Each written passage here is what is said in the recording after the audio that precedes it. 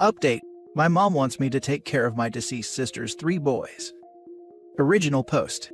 He asked me out a few times, but I refused him, so he took me anyway.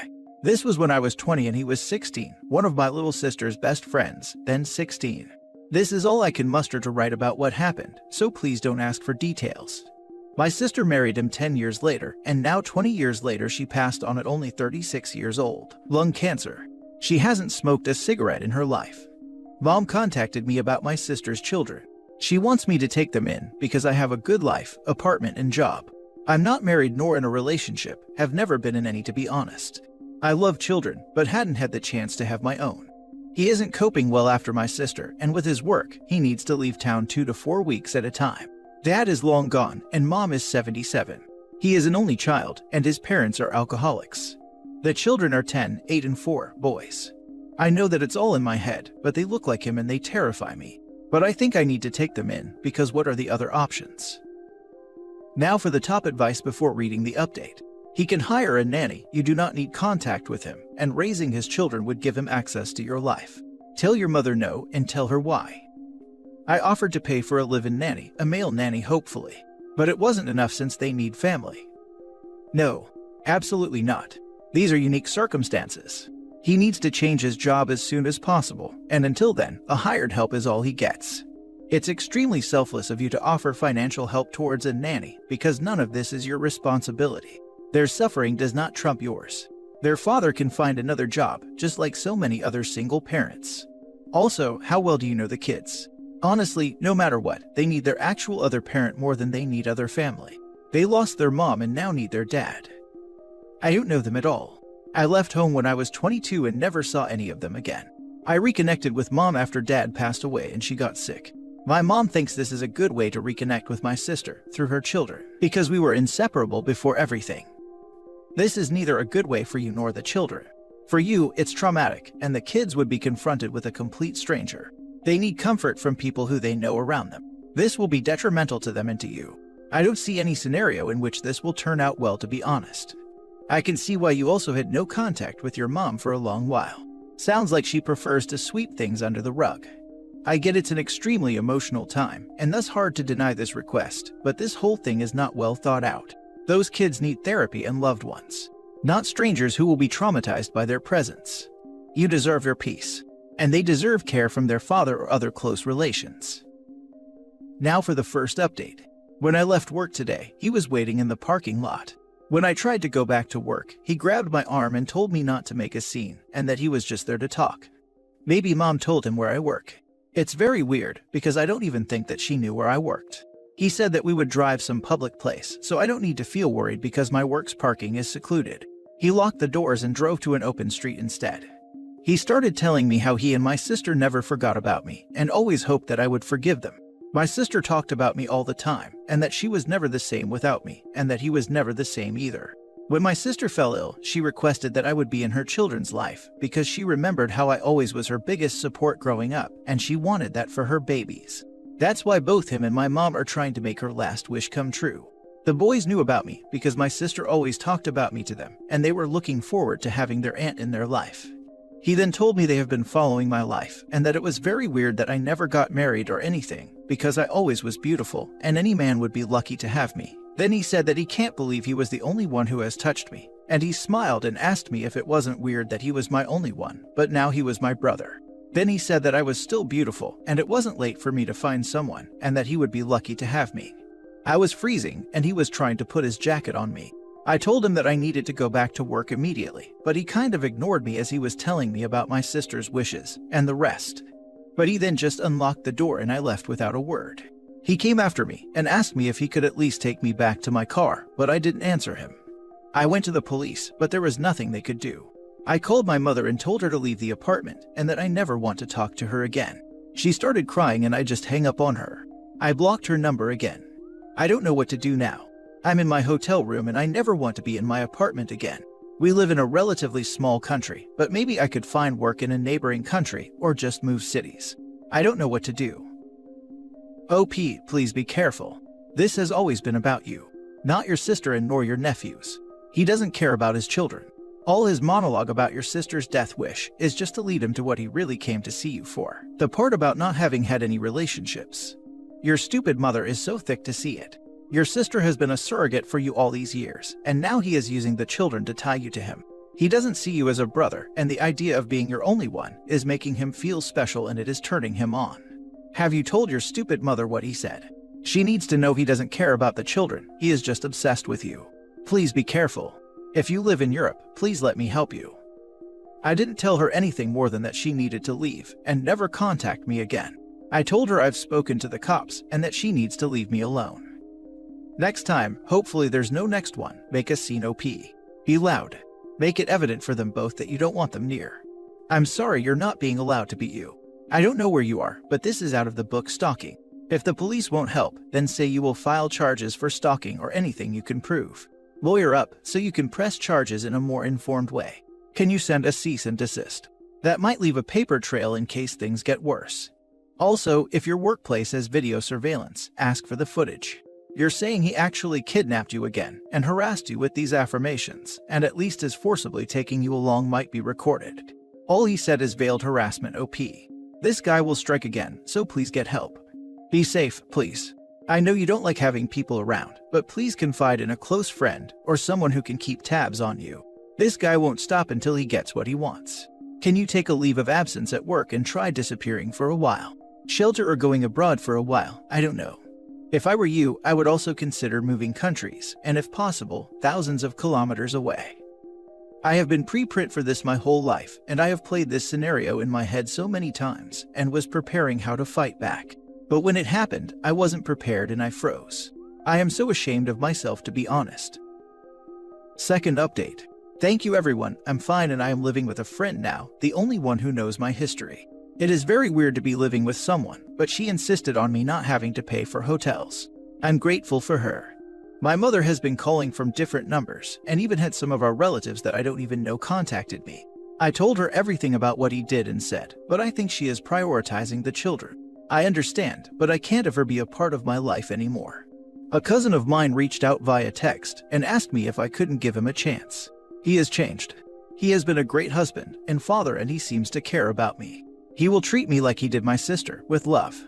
And the children could have family raising them, instead of a total stranger when he starts dating. I'm going to try and find a job abroad. I think it is time. Now for the last update. Hello, I want to thank you for the support, even though I was a bit rude to some of you guys.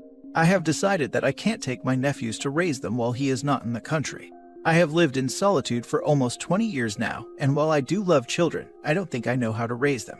I don't know what to teach them, what to say to them, and most importantly, I don't know how to live with people. So, I called my mother last night and told her that I am more than willing to pay for a live-in nanny. I do make good money, and I don't have any loans or mortgages. She was very disappointed. She told me it was more about my sister, that we looked so much alike, and that she was sure that I would be a great solace for the children who miss my sister so much. I just cried all night. This morning I called my mom again on my way to work, but she didn't answer me. When I got home, she was waiting for me with the children. They live 2 hours away from me. I let them in, but I didn't know what else to do. I just stood at the door. The boys were very quiet and they avoided looking at me. The smallest had his arms around my mom's neck the whole time. I have never had anybody in my place. I don't even remember what I told her, but I excused myself and I'm at a hotel room now. She called me an hour ago to tell me to come home because we needed to talk like adults. That I couldn't just run away like this. That the children are now our responsibility and we needed to fix this. I don't know why, but I felt his presence, so I asked her if he was there.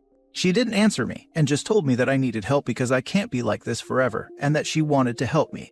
She was sure that with time, the children will help me too. She is going to be gone soon because she is an old woman, and they could be my support because nobody can live alone forever. They could be my support as much as I'm theirs. I asked her again if he was there, and she finally said yes, and that he wanted to talk to me. She then said that children are more important than us adults. I have blocked her now because I don't know what to do. I never want to go to my place again. I think I need to change city or something. Change your locks. Let her know if she leaves the children with you, you will call the police and report them as being abandoned. Call the cops on them if they're still there to get them removed for trespassing. Let them know you don't feel safe, or ask for a police escort to get any important documents and leave. I'm a mother and can't imagine trying to ever pull half of this nonsense on my daughter that your mother is putting on you. It is not your responsibility to look after your offenders' children. Like with the ever-living hell, you need to continue put your health and well-being above the people who are putting you last. Again. Her mom is extremely manipulative. Listen to all of this advice. They are invading your home. Well, that is rough. I doubt your mother is going to listen to you at all. She sounds like a lost cause. Please stay away from them. Get the police involved to get them all out of your home as soon as possible. Change the locks and do what you need to do to stay safe. Moving sounds like a good idea at this point. Both the criminal and the mother are manipulating you and trying to guilt trip you. Please do not let them get away with it. Yes, moving sounds like what I need to do. I'm not sure I can be at my place anymore, even if I change my locks. I have very irrational thoughts, I know, but I'm just scared to be honest. She let the man into your safe space. I completely understand where you're coming from. She went back on her word, and I am disgusted by it. She said he is leaving, he works on ships, on Sunday, and wanted to talk to me before he left the children, because he wanted to feel safe leaving them for the first time without my sister. I didn't see anybody when I let my mom and the children there. Was he just lurking, or did he decide to go when I left for the hotel? I can't imagine my mom just allowing him to lurk near my home. Would she? Maybe because I left for the hotel, they took a desperate measure. Last story. Everybody believes me, female 28, stupid for breaking up with my boyfriend, male 27, for nothing, but for me it is something. I need advice about the thing with men having female friends. I don't know. I could understand if it is a childhood friend, an old ex where love and attraction is long gone on both sides, and only friendship is left, etc. But my boyfriend of 3 years, been living together for a month, suddenly became friends with a girl from work, female 25. I don't like it. It started with him telling me how happy he was that there's finally someone new at work that he clicked with. He told me who she is and that they had a lot in common, etc. I didn't mind it at first. I was happy he was having a good time at work. But I started minding when I met her. She was hostile. She called me the lucky one and asked me if I felt threatened by younger women since I'm older. Which I don't get, because I'm literally just 2 to 3 older than her and just 6 months older than my boyfriend. But he laughed. I told him that I didn't like her and that I didn't want him to be closer to her. He has a lot of friends and he doesn't need her. He called me jealous and ridiculous. I said fine. I kept an eye and they started texting more and more frequently. We celebrated our anniversary last weekend and she knew it. She was texting the whole evening and he answered some of her texts.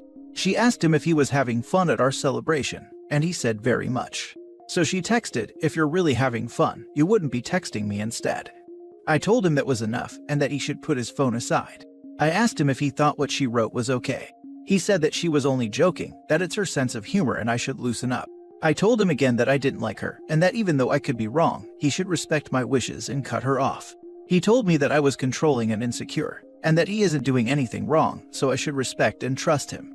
The evening was ruined and we fought. I thought to myself, maybe I was controlling and insecure, and in that case he shouldn't be with someone like me.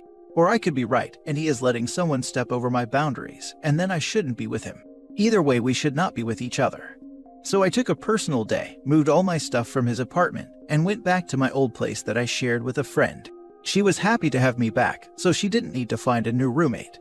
Everyone now, from my boyfriend to our friends to our families, think I'm overreacting. We could discuss and solve this. But I have tried, for many months, to make him understand that I was very uncomfortable. He texts me multiple times a day to come to my senses and to stop being childish. He loves me and she is just a friend.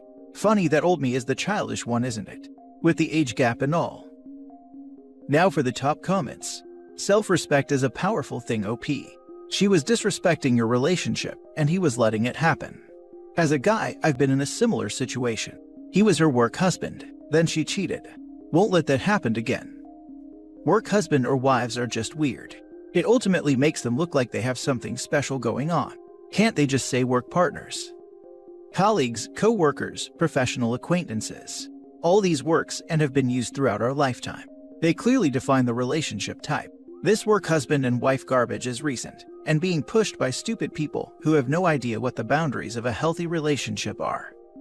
Trust your gut. I used to think that I didn't have good instincts. Then I realized I did, I just wasn't very good at listening to them. I 100% side with you.